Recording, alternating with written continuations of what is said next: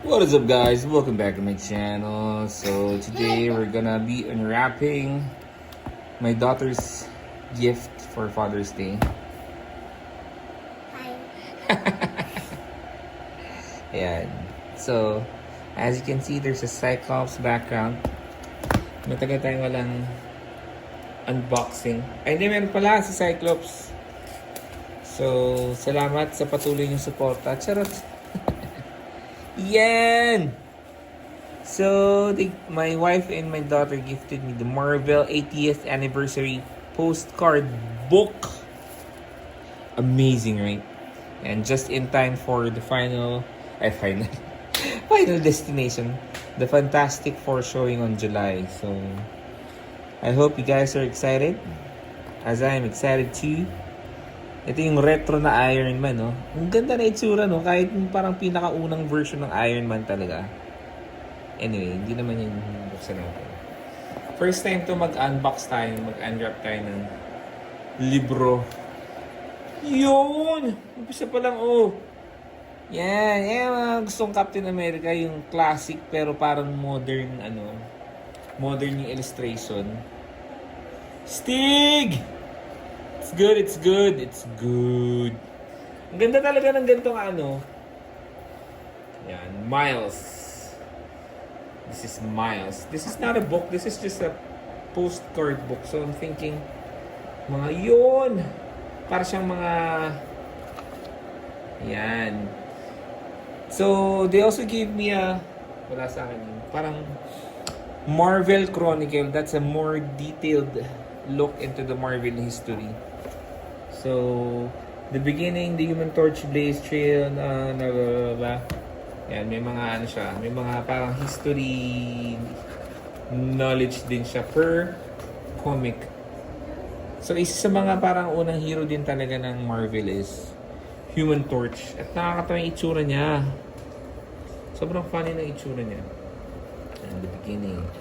Para din pala itong history, para din pala itong Marvel Chronicle na pocket size lang. Pero this one started, they already started the conversation or yung narrative ng pocketbook na to with the Marvel heroes. Kasi yung Marvel Chronicle, history before it even became Marvel Comics. So, Timely Comics, that stuff, yung ganun pa yung pangalan nila. Nice! Ayan, meron siya. As the 1940s began the first big superhero expansion of Timely Comics, company that would one day be known as Marvel Comics. Ayan, may history din pala to. Yon! Look at Groot! Astonish. Nakakatawa yung unang release ni Groot. Oh my God. Mukhang putik na tumigas. Yan, 1950s pa pala si Groot. Yun, the giant size X-Men. Oops, oh my God. Camera ko. Yan. So nice. May price pa 1975. Grabe, sobrang tanda na ng X-Men. 1970s. Super baby. Yan. It's my daughter. Yan. So kulit. Nice! Oh my God! 1990s pala to. Kailan nilabas tong art na to? Hindi. Ni-release to. Re-released. Yan. This is my favorite Cyclops. Yan. So, wide angle tayo. Yun. Look. Whoa! May Cyclops. Yan. Ang ganda na ito. Hindi lang siya parang character book. Ayan si Namor. Uy, yung tigas. What's this? Postcard. Ito na yung postcard. Amazing. Kaya nga, amazing ang tigas. Fin Fang Fung. What's this? Ayun na. Okay. So, postcard nga siya. Konti lang yung detail pala. Pero puro the rest, postcard na.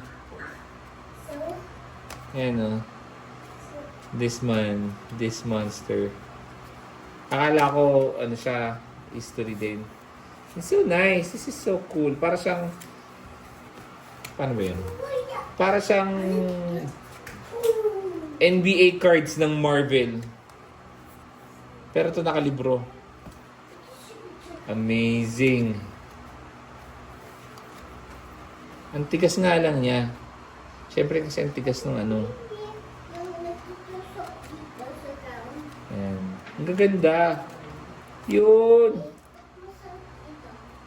May nagpapadala pa ba ng postcard ngayon? Astig. Astig. Gusto ko ng retro collection ng Iron Man. Yan. I have this figure from Diamond Select. Shout out to Diamond Select. Baka naman. Charot. Captain Marvel. Oh my God! Daredevil!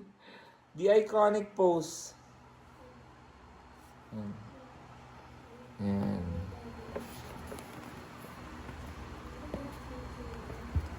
Stig. Oh! May Infinity War din!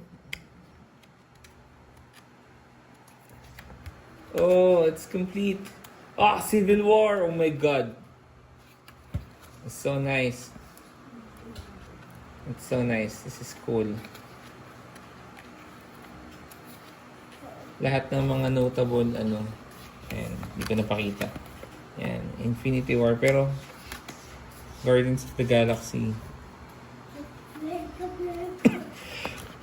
And Wolverine. And Tony X-Men. Yeah, this is cool. This is a cool collection.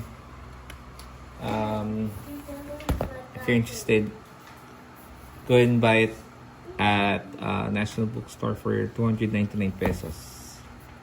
Cool collection siya. 80th anniversary postcard book. So that's about it. Ang haba na. Bye guys. See you again.